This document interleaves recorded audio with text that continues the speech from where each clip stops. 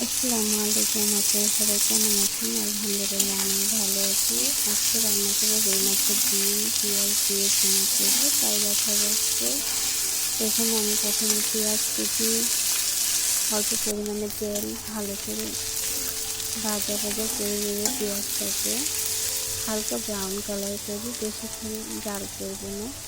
এখন দিয়ে দিব এটার সাথে মশলা, মরিচের গুঁড়ো, হলুদ গুঁড়ো, লবণ দিয়ে ভালো করে মশলাটা কষিয়ে নেব। যত ভাজবে ততই মজা লাগে খাবারটা খেতে। ভাত দিয়ে খুব ভালো লাগে, এটা গরম ভাতের সাথে খুব যায়। এখন মশলাটা কষানো হয়ে গেছে, আমি ডিমটা দিয়ে দিব। ডিমটা দিয়ে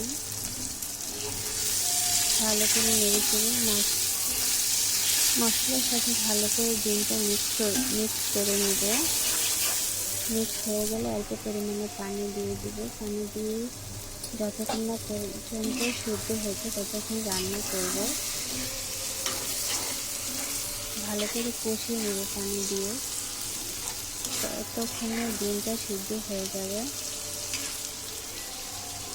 একদম পানিটা শুকনো শুকনো হয়ে গেলে আমি ধনিয়া পাতা সাথে পুদিনা পাতা দিয়ে নামিয়ে নিব। আমি এখানে ধনিয়া পাতা পুদিনা পাতা দিয়েছি, এটার স্বাদটা খুব ভালো যায়, খেতেও খুব ভালো লাগে। মাছের ডিমে যে আলাদা একটা গন্ধ থাকে ওটা থাকে না।